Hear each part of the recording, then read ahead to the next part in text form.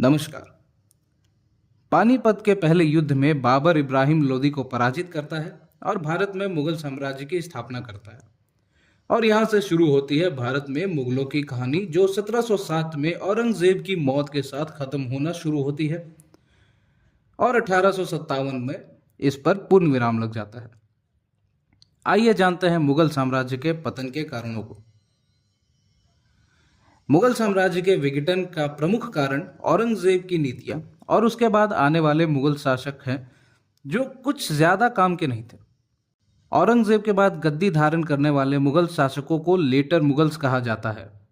गौर करने वाली बात यह है कि इनमें से ज्यादातर शासक शक्तिशाली और अपने पुरखों की तरह बुद्धिमान नहीं थे, और ऊपर से मुगल दरबार में गुटबाजी और सत्ता परस्त लोगों की मौजूदगी थी, जो शासक को अजीब राह पर चलाते थे अपने फायदे के लिए।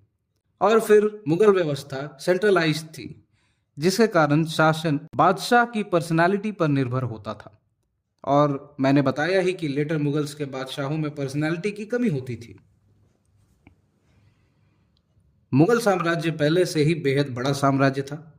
औरंगजेब इस साम्राज्य को और भी बड़ा बनाने की फिराक में लगातार युद्ध करता रहता था। उसने दक्षिण में बीजापुर और गोलकोंडा को मुगल साम्राज्य में मिला लिया था और कर्नाटक पर उसकी नजर थी। इसके ऊपर से जीते गए क्षेत्रों पर कोई प्रशासन की व्यवस्था ठोस तरीके से लागू नहीं होती थी।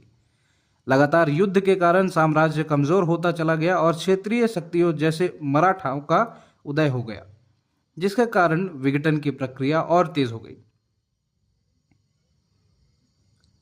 जब मुगल भारत आए थे तो उनके पास साहसिक चरित्र था, जो आगे बढ़ के विलास और पैसों से कमजोर होता चला गया, और इसका परिणाम निकला लेटर मुगल्स की अयोग्यता।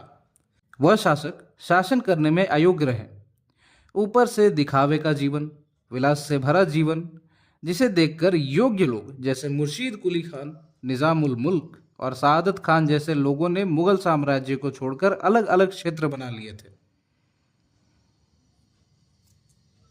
मुगलों में लॉ ऑफ प्राइमोजेनिचर नहीं था, मतलब ये बात तय नहीं होती थी कि सबसे बड़ा भाई ही गद्दी संभालेगा।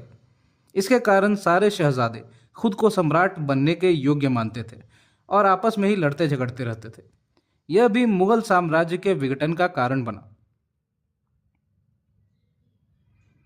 मराठा साम्राज्य का उदय, यह भी एक प्रमुख कारण है मुगल साम्राज्य के विघटन का।